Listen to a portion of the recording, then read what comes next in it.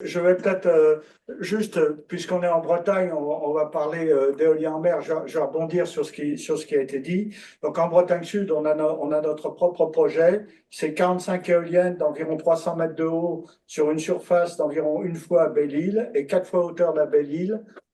Tout ça à 19 km des côtes de Belle-Île. C'est en visibilité. C'est là ce que C'est ça. montre en bleu ici. Là. C'est en visibilité des plus beaux paysages littoraux français qui seront impactés de Saint-Gildas-du-Rhuy au Pouldu avec les aiguilles de Port-Coton à Belle-Île, peintes par Monet, on verra plus le soleil se coucher sur la mer, on verra le soleil se coucher sur un horizon bardé d'éoliennes.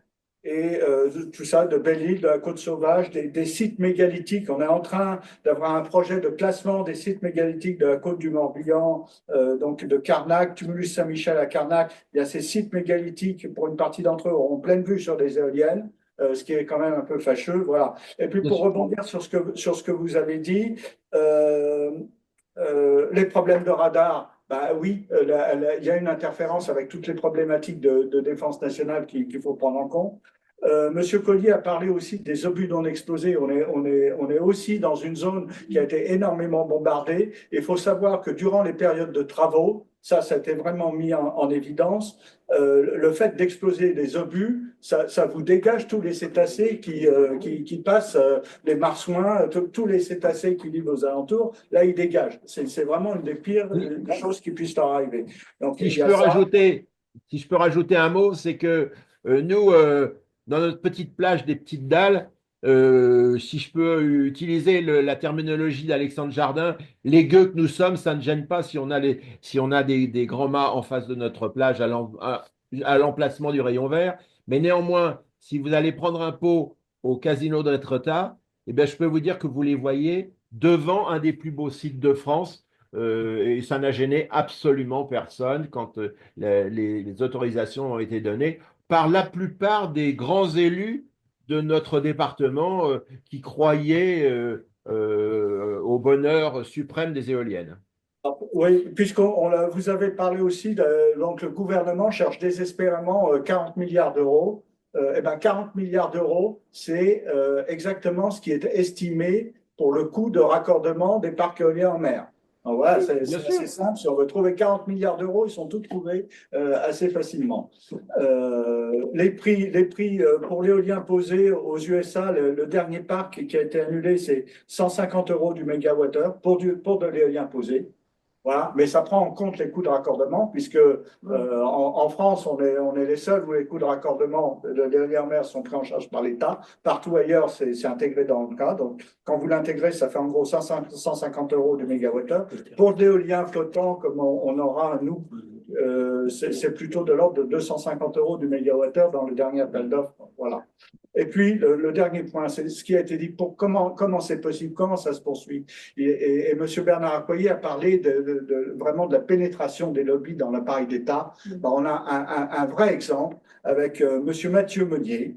M. Mathieu Meunier, qui était vice-président de France Renouvelable. France Renouvelable, c'est le machin qui s'appelait France Énergie Éolienne et qu'ose plus s'appeler France Énergie Éolienne parce que ça passe pas. Eh bien, ce monsieur-là, qui était vice-président en charge de l'éolien en mer, est passé, il est parti, et le lendemain, il était nommé ARTE, où il s'occupe du raccordement en mer. Monsieur Monnier. Alors, il faut savoir que l'origine de cette carte, c'est la carte du gouvernement.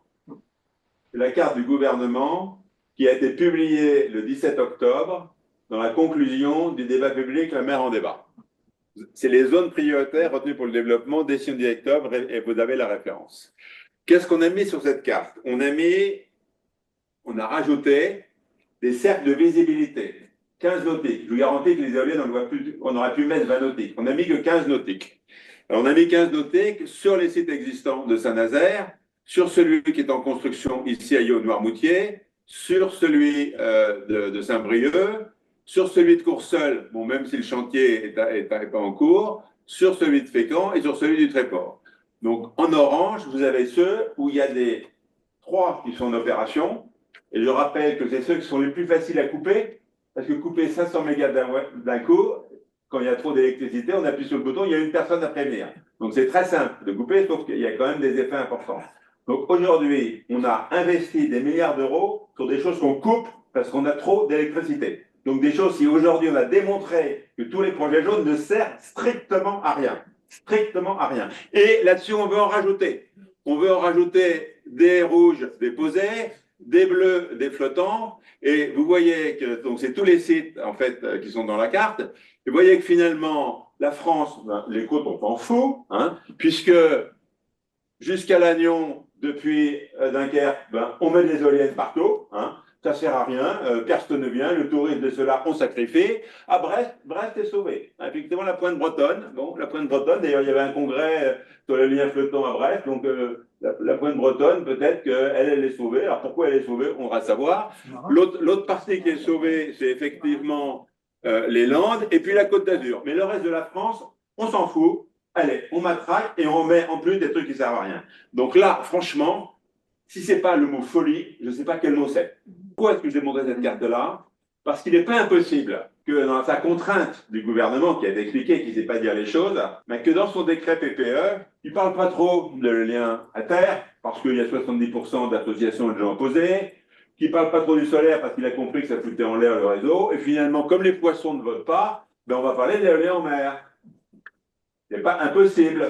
Donc, vous voyez ce qu'ils vont en train de faire parce que les poissons ne votent pas. Comme je disais à madame, pour le projet de Saint-Nazaire, enfin, le projet maintenant il est en mer, ils avaient même, en délibération, ils avaient même dit, si jamais on ne peut pas le faire, on va supprimer la criée. Comme ça, les pêcheurs ne pourront plus vendre, ça leur fera trop de contraintes, et donc on sera... Non, mais je ne vais pas revenir sur la relation entre les pêcheurs et les communes littorales, parce que là, on sera dans un discours qui sera très, très compliqué. Voilà. Bon, alors. Donc, si on veut avancer, parce qu'il est 1 heure, donc malheureusement, on ne va pas votre question, on voudrait qu'on aille un peu sur la conclusion.